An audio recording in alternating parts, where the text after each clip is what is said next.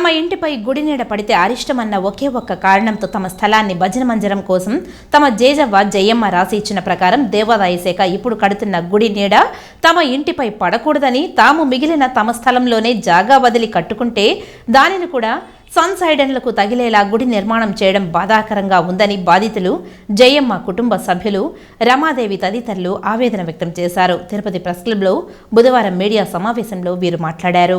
హైకోర్టులో కేసు జరుగుతూ ఉంది. పైగా మేము ప్రహరీ కట్టుకున్నాం మా స్థలంలో.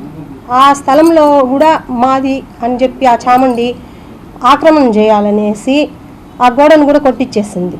ఆ గోడను కొట్టించేసింది అని చెప్పి దేవాదాయ శాఖ వాళ్ళ మీద కంటెంప్ట్ కూడా కోర్టులో నడుస్తూ ఉంది. ఇండి ఉన్నప్పటికీ, కోర్టు ఆర్డర్ ఉన్నప్పటికీ కోర్టు ధిక్కారం చేసి మళ్ళీ మమ్మల్ని దౌర్జన్యాలకే రోజుకొక విధంగా వేధిస్తూ మమ్మల్ని ఇబ్బంది పెడతా ఉండాది చామండి, ఆమెతో పాటు కొంతమంది. కాబట్టి అదంతా పరిశీలన చేసి మాకు న్యాయం చేయవలసిందిగా కోరుచున్నాం. దాన్ని ఏం చేస్తున్నారంటే, ఇప్పుడు మేము గత కొంతకాలంగా ఆ యొక్క బాధను అనుభవిస్తూ ఉంటే ఇప్పుడు ఏం చేస్తా అన్నారంటే, ఇప్పటి ప్రతినిధులు ఏదో మాకు ఒత్తాసు పలుకుతా అన్నట్టు వాళ్ళ మీద బురద జల్లి వాళ్ళు వీళ్లకు సపోర్ట్ చేస్తూ అన్నారు అని చెప్పి వాళ్ళని బయటెత్తేసి ఇచ్చేస్తా అన్నారు. అలాగని మేము ఏ రాజకీయానికి ఇది కాదు, న్యాయ పోరాటం మాత్రమే చేస్తా అన్నాం. ఏమని, మాకు న్యాయం చేయండి, స్థలం మా పూర్వీకులది, మేము 10 మంది కూర్చొని ఏదో మా పెద్దవాళ్ళు ఇప్పుడు సాయంత్రం అయితే పాతకాలంలో వాళ్ళు ఏం చేస్తారు, అట్లా కూర్చొని మాట్లాడుకుందాము అది ఇదేం చేసేవాళ్ళు. ఇప్పుడంటే టీవీలు అవి ఇవి ఉన్నాయి. పాతకాలంలో ఏమి 10 మంది గుమిగూడి ఆడ కూర్చొని ఏదో మాట్లాడుకునేవాళ్ళు లేదా భజన చేసుకునేవాళ్ళు.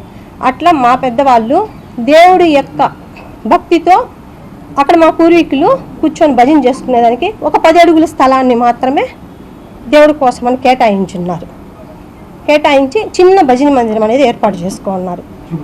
దాన్ని ఏం చేసిందంటే, దానికి తగిన ఆధారాలు కూడా నా దగ్గర ఉన్నాయి, కావాలంటే మీకు చూపిస్తాను.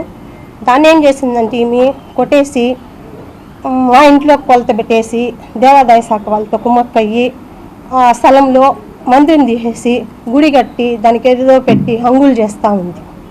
అదంతా వద్దమ్మా, మమ్మల్ని ఇబ్బంది పెట్టద్దు రోజుకొక విధంగా అని చెప్తే కూడా వినకుండా ఇటువంటి దీనికి పాల్పడి రాజకీయం అనే రంగులు పులిమేసి మమ్మల్ని ఇబ్బంది పెడతా ఉంది.